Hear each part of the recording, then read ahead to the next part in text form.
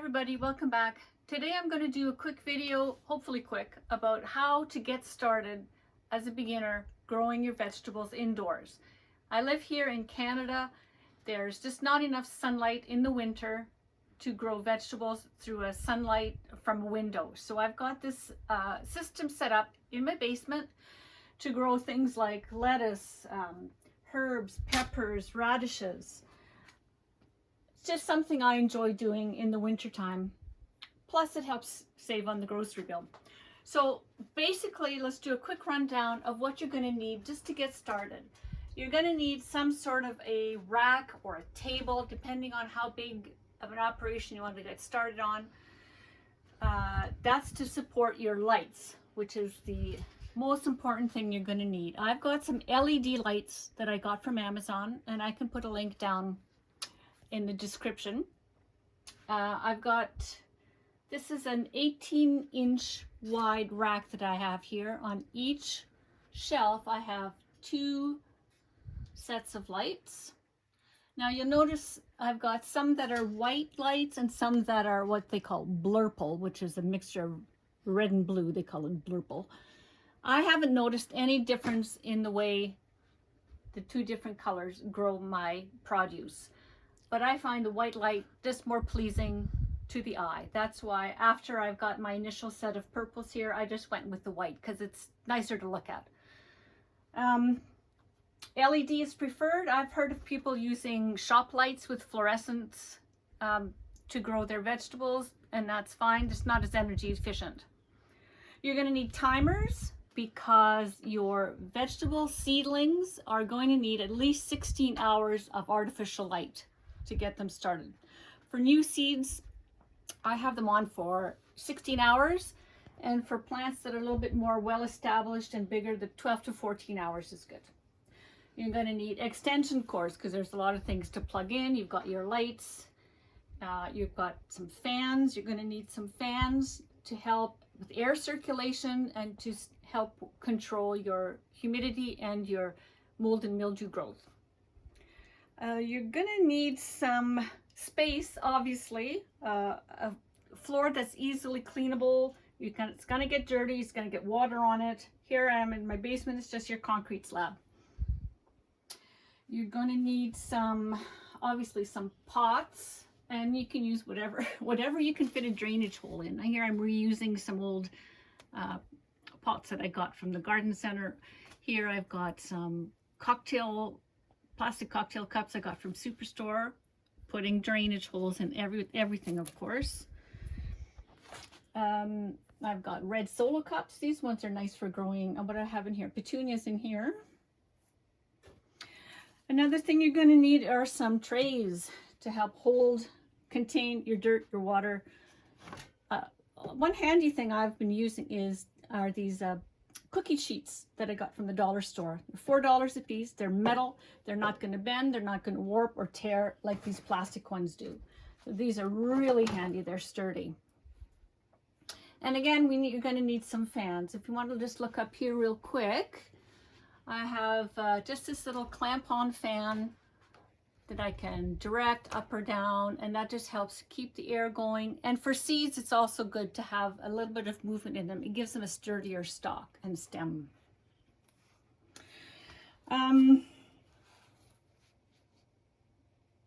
For seed starting,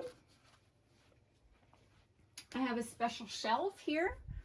You'll notice the lights are very close to the bottom. I don't have any seeds on the go right now. I'll do another video for that. But these lights need to be very close to the seeds. Well, we're looking at 4 or 5 inches above the seeds because they need really bright light for a long time. That's why I've got them on for 16 hours and nice and close. They can give them a good start. For the soil that I use to start the seeds, I use some seed starter. You can see over there my seed starting mix. It can be any brand. The point is it's nice and light and it's easy for the seed to get a hold. You're going to need a heat mat if you're starting things from seed. And here you can see I've got it. I've got a couple up there. It just heats the soil from below and it increases germination. For example, your tomatoes and your peppers need to have things a little bit warmer than, say, a lettuce. So that's important too to get started. You're gonna need fertilizer because you got to provide everything for this plant that it would normally get outdoors. You got to give it the light and you have to give it food. So I use a seed starting fertilizer, which is very dilute concentration. Once the seedling has its second set of leaves, I can start with that. More established plants, I can just use a dilute 20-20-20 fertilizer, or anything specific to a vegetable that you might want to use. I'll water these in every week or so once they get nice and big like this. Because you see, and of course peppers, for example, they take a lot of energy to produce.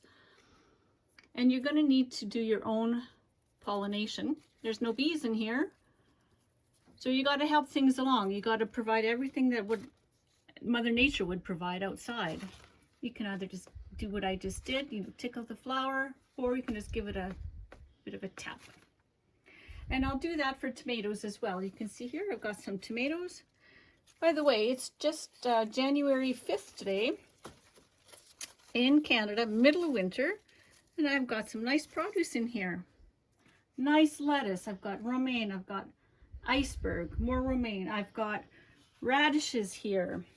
And again, here's just a container that my mushrooms came in from the grocery store. I just put some holes in the bottom, filled it up with some soil, and I've got some nice radishes on the go here. Here, for example. Look at that, no bugs in them. It's quite nice.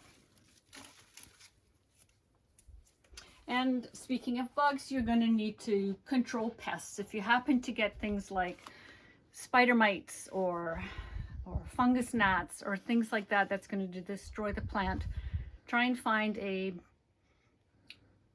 nice pest control method. What I use is hydrogen peroxide mixed in water. That helps to safely control, bugs on food, vegetable products.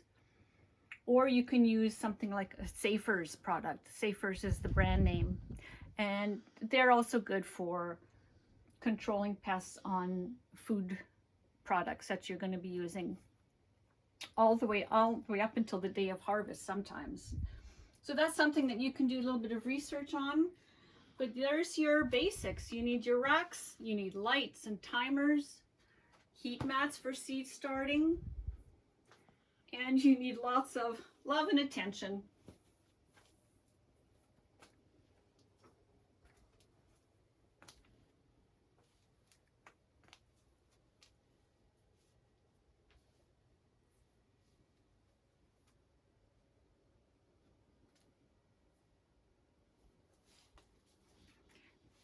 Thanks again, and I'll put those links for my products that I've been using in the description. Thanks again. See you later.